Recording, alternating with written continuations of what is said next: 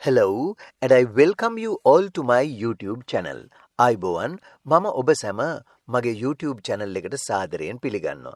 ඔන්න අද දවසේදී මම ඔබට තවත් විශේෂ පාඩමක් අරගෙන ආවා Special Verbs and their usages. විශේෂ ක්‍රියාපද සහ ඒවායේ යෙදීම් කියන පාඩම. අද අපි කතා කරන්න යන්නේ use කියන වචනය භාවිත වන විශේෂ අවස්ථා 10ක්. ඉතින් ඔබ අදත් මේ පාඩම අවසන් වෙනකම් මුල ඉඳලම බැලුවොත් ඔබට use භාවිත කරන අවස්ථා 10ක් ඉගෙන ගන්න හැකියාවක් ලැබෙනවා.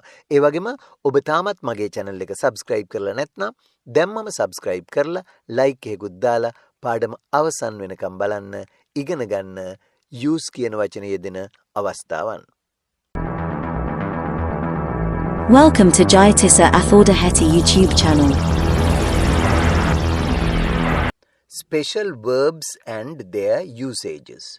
විශේෂ ක්‍රියාපද සහ ඒවායේ යෙදීම්.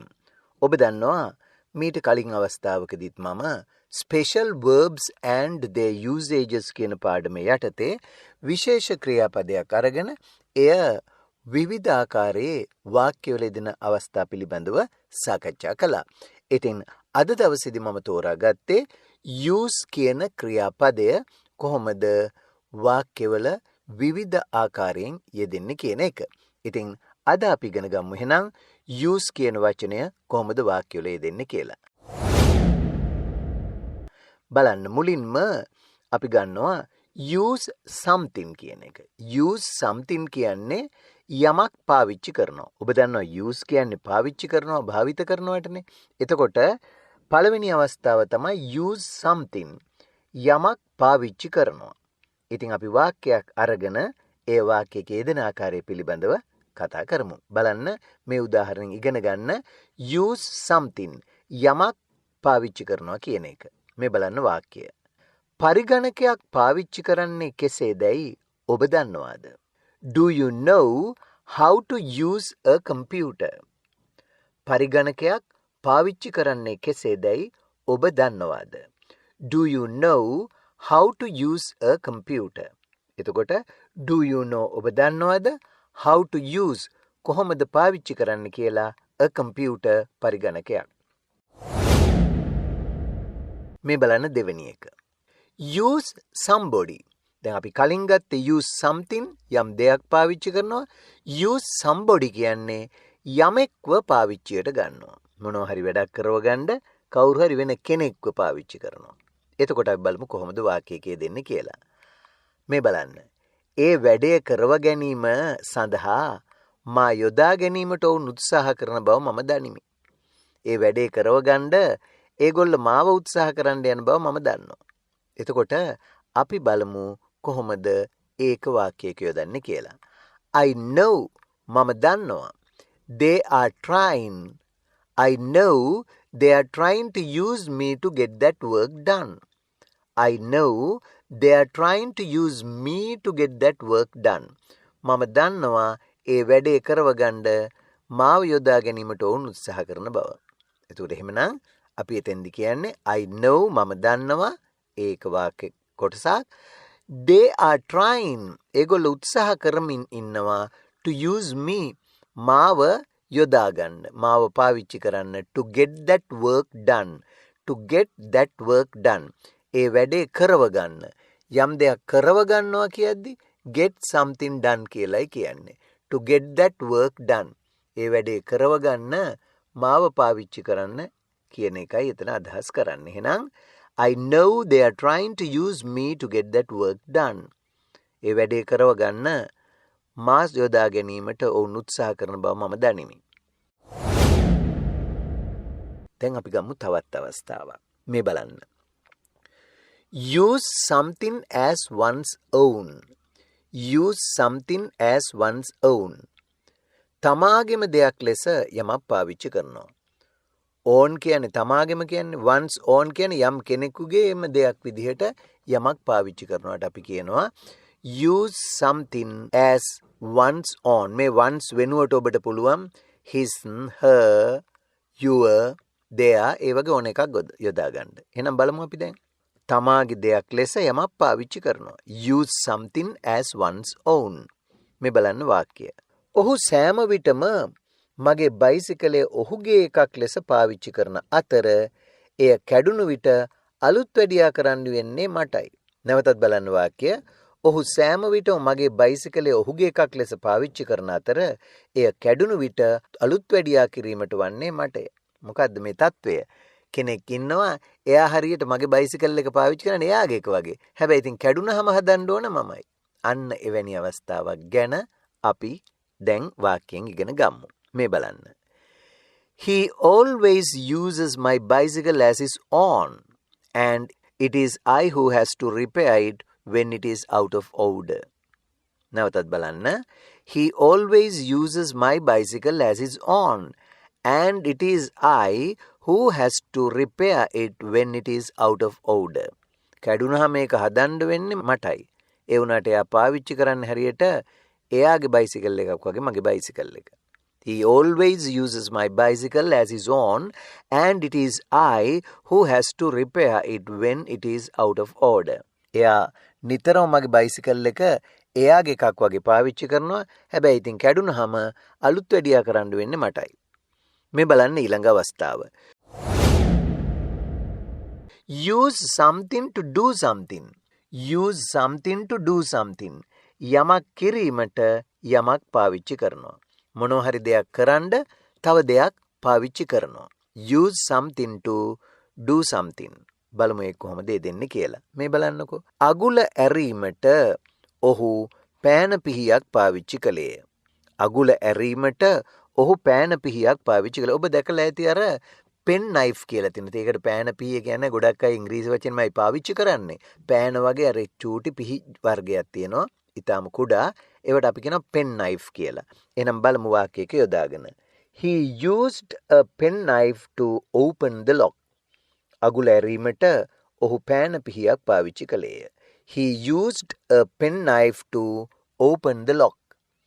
He used a pen knife to open the lock. ඔහු අගුල ඇරීමට පෑන පිහියක් පාවිච්චි කළා. ඊළඟ එක බලන්න. Use force. Use force කියන්නේ බල කරනවා. බල කරනවා. බලපෑම් කරනවට කියන use force කියලා. FORCE. හොඳයි. බලමු ඒකත් වාක්‍යයක යොදාගෙන. The state sometimes uses force and rigs an election to stay in power.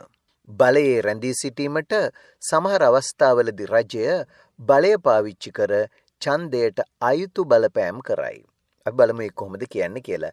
The state sometimes uses force and rigs an election to stay in power. The state sometimes uses force and rigs an election to stay in power. ඒ කියන්නේ බලයේ රැඳීලා ඉන්න මැතිවරණවලදී ඡන්දෙට අයිතු බලපෑම් කරනවා සමහර විට රජය. මෙතන state කියන්නේ රජය කියන එක. The state රජය sometimes සමහර අවස්ථාවලදී uses භාවිත කරනවා. මොනවද? force and rigs බලය අයිතු විදිහට an election ඒ කියන්නේ election එකකට බලය යොදවනවා to stay in power බලයේ රැඳී සිටින්නට. එහෙමනම් නැවතත් වාක්‍යය බලන්න. The state sometimes uses force and rigs an election to stay in power. මේ බලන්න තවත් අවස්ථාවක්. Use something sparingly. Use something sparingly කියන්නේ යමක් පිරිමහගෙන පාවිච්චි කරනවා. යමක් පිරිමසාගෙන පාවිච්චි කරනවට අපි කියනවා use something sparingly කියලා. හොඳයි. බලමු අපි ඒකත් වාක්‍යයක යොදාගෙන. ඉක්මනින්ම වතුර බෙදා හැරීම తాවකාලිකව නැවැත්වීමට ඉඩ ඇති බැවින් පිරිමසාගෙන වතුර පාවිච්චි කරන ලෙස සේවිකාවට කියන්න. එහෙනම් අපි බලමු කොහොමද කියන්නේ කියලා. Ask the servant to use water sparingly as we are likely to get a water cut soon. නැවතත් බලන්න. වතුර ඉක්මනින්ම වතුර බෙදා හැරීම తాවකාලිකව නැවැත්වීමට ඉඩ ඇති බැවින් පිරිමසාගෙන වතුර පාවිච්චි කරන ලෙස සේවිකාවට කියන්න. Ask the servant to use water sparingly as we are likely to get a water cut soon. හොඳයි. ඒ තවත් අවස්ථාවක්. මේ බලන්න ඊළඟ අවස්ථාව. Use power. Use power කියන්නේ බලය පාවිච්චි කරනවා. Use power බලය පාවිච්චි කරනවා. බලමු උදාහරණයක්. බලය පාවිච්චි කිරීමට නොහැකි නම් බලයට ඒමේ අරමුණ කුමක්ද? බලය පාවිච්චි කිරීමට නොහැකි නම් බලයට ඒමේ අරමුණ කුමක්ද? What's the point of coming to power if you can't use it? නැවතත් බලන්න. What's the point of coming to power if you can't use it? බලය පාවිච්චි කරන්න නොහැකි නම් බලයට ඒමේ අරමුණ කුමක්ද? What's the point in coming to power if you can't use it? හොඳයි. මේ තවත් අවස්ථාවක්. Use one's head. ඔළුව පාවිච්චි කරනවා. එහෙම නැත්නම් මොළේ පාවිච්චි කරනකොට අපි කියනවා use one's head කියලා. ඔබ මතක තියාගන්න once වෙනුවට ඕනම අයිතිය දක්වන වචනයක් භාවිත කරන්න පුළුවන්. එහෙනම් නැවතත් බලමු. use one's head කියන්නේ මොළේ පාවිච්චි කරනවා. එහෙම නැත්නම් ඔළුව පාවිච්චි කරනවා. මේ බලන්න වාක්‍යය. ඔළුව පාවිච්චි කර මේ ගැටලුවට විසඳුමක් සෙවීමට ඔබට බැරියයි. ඔළුව පාවිච්චි කරලා එහෙම නැත්නම් මොළේ පාවිච්චි කරලා මේ ගැටලුවට විසඳුමක් සෙවීමට ඔබට බැරියයි. එහෙනම් අපි බලමු වාක්‍ය හැදෙන හැටි. Why can't you use your head and find a solution to this problem? Why can't you use your head and find a solution to this problem? නැවතත් බලන්න. Why can't you use your head and find a solution to this problem? හොඳයි. මේ තවත් අවස්ථාවක්. Use up something. Use up something. යමක් පාවිච්චි කර ඉවර කරනවා.